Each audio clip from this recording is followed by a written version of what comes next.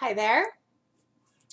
As you know, I'm Gwen, and I have had so much fun making these little video series that I thought I would make another one.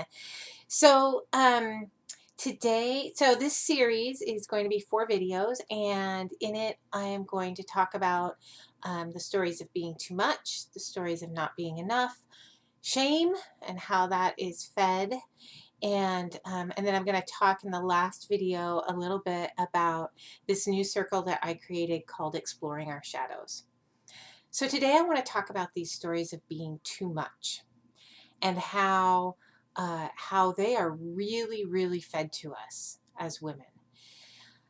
Stories of we're too loud, we're too opinionated, we're too emotional, we're too ambitious, we're we're too feminine, we're too masculine, we're too sexual, we're too frigid, we're too, right? I mean, we can go on for days and hours and years going back and forth across the extremes of how we're two of both of these, all of these things, right? And it's these stories are fed to us to keep us quiet, compliant, complacent, and small. They are fed to us so that we don't outshine others, right? Others being really anyone else, usually men. Um, I have had the unfortunate experience in my life of being in fortunate or unfortunate, eye-opening, I guess, experience in my life when I worked as an electrical engineer and being one of the few women in the room and saying something like giving an idea or an opinion or whatever, and having another person, a male in the room, repeat almost verbatim what I just said, right? I'm not heard at all. Nobody acknowledges that I said anything. And a male counterpart says the exact same thing. And it's brilliant, right? So I think most women who have worked in the corporate world have had that experience, or who have even been in a classroom or worked on a group project, or, any of these things, right? I think we've all had that great experience. And it feeds into, right, these ideas of too much. Because then if we say, well, I just said that, we're being rude, right? We're being bossy. We're being, right? I mean, whatever the too much adjective is that you want to use that day. And so often my experience was I just learned to just be quiet. Like I lost caring. Honestly, I really stopped caring about my job. I just like, whatever, you guys do what you're gonna do. I'm gonna do my own thing, and that's not beneficial to anyone, right? It's not, but it wasn't beneficial to me personally. It's not beneficial um, to clients, to the workplace, to the world, because it's losing our thoughts and ideas and opinions, right? And we're losing ourselves. My birth mom had a very loud laugh, and both my sister and I inherited this laugh from her. And in fact, sometimes I'll laugh and I'll like immediately, I just hear my mother, like and it's a good thing, right? Because it's this very boisterous and loud and filled with life laugh, right? And I remember my grandmother telling my adult mother, so I was a kid, my mom was an adult. I remember my grandmother telling my adult mother that she laughed too loud and she needed to quiet down, and that she wasn't going to get a man if she kept laughing that loudly, right? So I heard this, right? So I really, I didn't laugh for a lot of my life, quite frankly, or I would stifle it, or I would try to be very quiet in my laugh. And we all do things like that, right? We all have these messages of how we're too much and we stifle ourselves. And sometimes it's conscious and sometimes it's not conscious.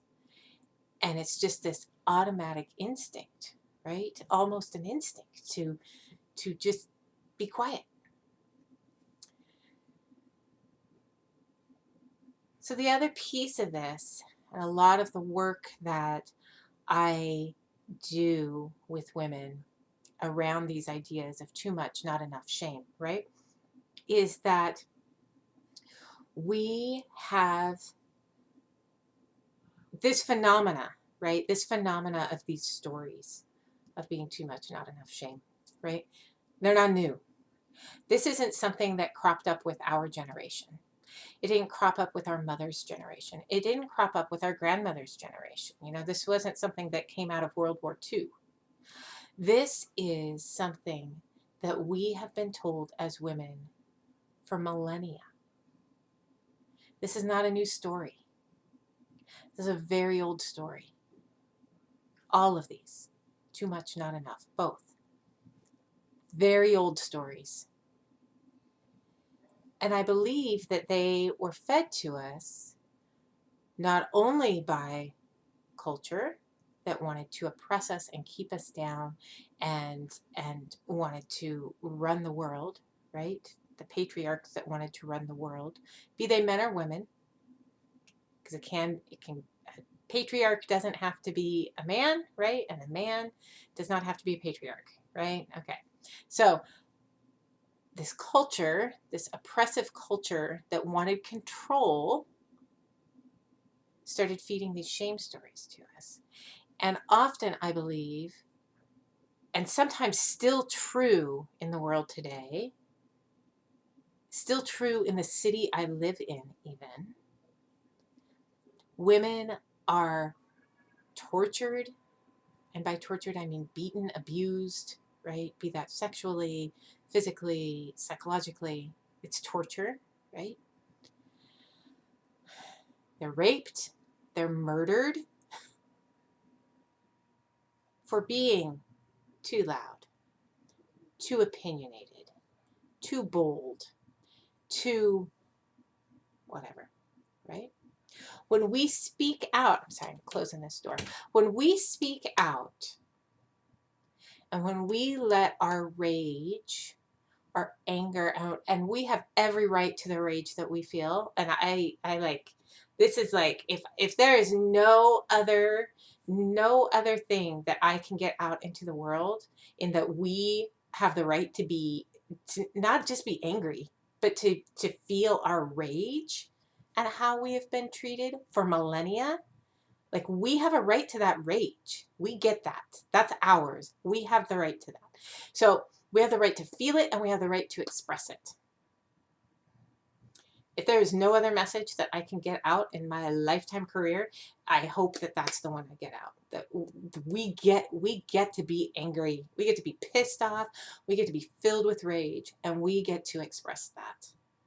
And there is nothing wrong with feeling it or expressing it, with the caveat that we aren't physically harming others, right? When we express our rage.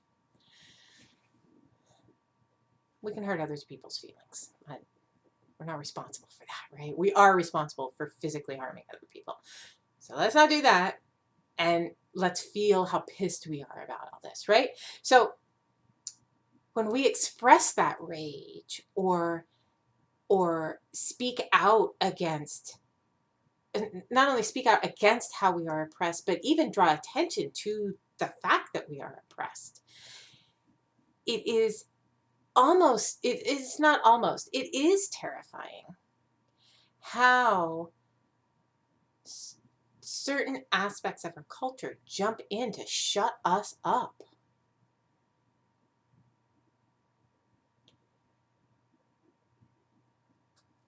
And it can be murder. We can be murdered, right? In 2016, in Seattle, Washington, for speaking our truth, right? for saying no.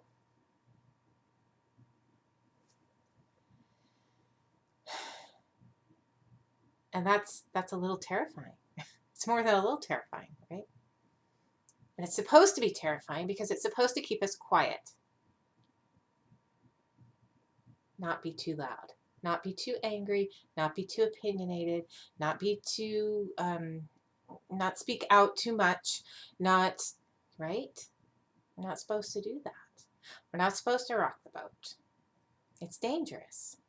And I believe it was dangerous for our ancestors, for the women who came before us, and perhaps in many ways more dangerous, perhaps not. Depends on where you live, who you are, color of your skin, right? I mean, all these things factor in. And perhaps when it wasn't considered, when we were considered property, women were considered property, and I understand in some parts of the world that's still true today. When the Western world, civilized world, right, still considered women property, it didn't matter if we were beaten. Nobody cared. At least today, there are laws in place that say they care. There's victim blaming that happens, right? Whatever. So the reason I'm pointing this out is that these stories of too much are really, really internalized in us. And it is almost, well, not even almost, I think in many cases, it is a survival mechanism to tone ourselves down, to quiet our laugh, to quiet our voice, to not share our opinion, to not show how angry we are, right? All these things. Because bad shit can happen.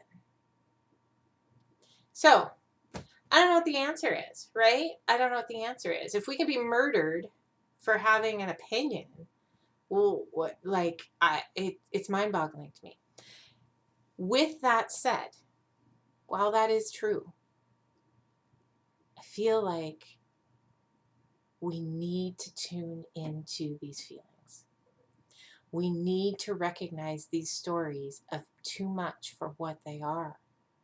Stories to keep us down. Stories to tie us down. Stories to keep us quiet. When I started my work, part of my sort of thinking about the work was rebelling against the status quo. Was, saying a big fuck you to the way the world is, and it was with the idea of, we're told not to feel our emotions, right? And it was it was kind of the infancy of this work in some ways for me, and it's really grown into over the years this realization of we're not really told so much not to feel sad. Like, there's a lot in our culture about being happy and how important happiness is, and seeing the silver lining, and, looking at the bright side, right? And all that kind of stuff. And so, but it's not dangerous to be sad. It can just be annoying to hear how we need to look on the bright side, right? But it's not dangerous to be sad. We're unlikely to be killed for being sad. Where women are really told to calm down, tone it down, stop being so emotional, is when we're angry. And I really feel this is an important thing for us to notice and be aware of.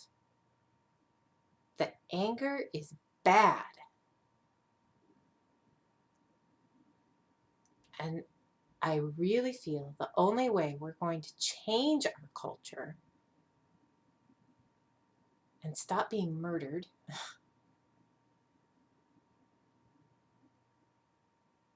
is as more and more of us tune into that anger and give voice to it. And as we give voice to it, we start to tear down the systems. And they need to be torn down. right? I don't know how to, I worked within the system, right? I worked within the patriarchal system for over a decade. And I did all the things to prove that I was a woman and I was feminine and I was just as fucking good as all the guys.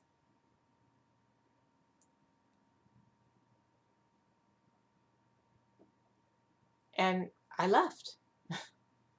In the end, I left that career because I couldn't do it anymore. It was too fucking hard. It was too much of a fight every goddamn day to prove my worth.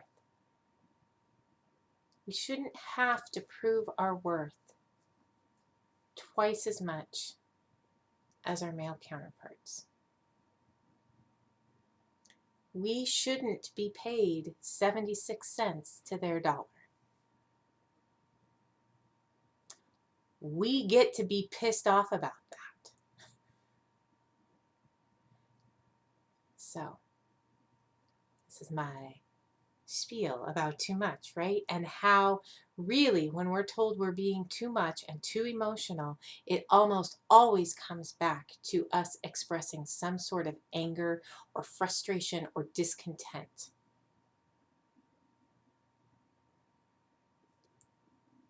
And again, this is just to be aware of this. And again, I don't have answers. Like my where I am in my work is becoming aware and speaking out and giving myself voice and giving my voice breath and guiding other women to giving their voice breath. And for those of us who are in places where we feel safety to express anger in ways that can be helpful for others who aren't safe, that's part of my work too.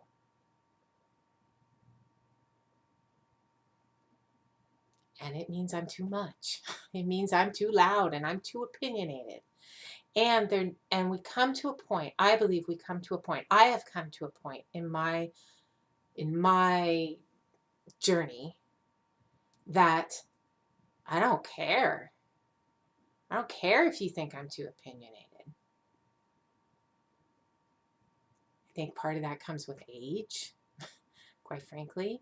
I think part of it comes with having lived in the system and just being fed up, for decades, right? Which is a part of age. And I know women who are a decade younger than me who are also like done. So it doesn't necessarily have to do with being in your 40s or whatever, right? It has to do with that awareness and realizing how the system is so totally fucking stacked against us, and how changing the system, there isn't really a change to the system. There isn't really changing the system, right? Working within the system doesn't really work. Oh, and there's my little guy. So I'm going to close with that. And for you to think about that, like, when have you been told you're too much, and what is it about? Like, what does it come down to? And how did this too much make others uncomfortable? And does it matter? Like, why is their comfort your responsibility? Right? Why is their comfort our responsibility? That's a whole long discussion, right? So just think about these things. Think about how you've been too much. Who said it? Why did they say that? What was making them uncomfortable? What was their story about it? Like where did that come from? Start to dig into that a little bit and think about it over the next few days. And in a few days, I'll send another video talking about how we're not enough, because that's always that's the flip side of the same damn coin, right? And we're always too much and not enough all at once, and not even sure how that's possible, but it apparently is in our culture. So I'll be talking about that next. So sending you love. I hope that you enjoyed this. I hope that you think about this idea a little bit more, really dig into it and think about what it means for you. And I'll see you again in a few days. Okay. Mwah.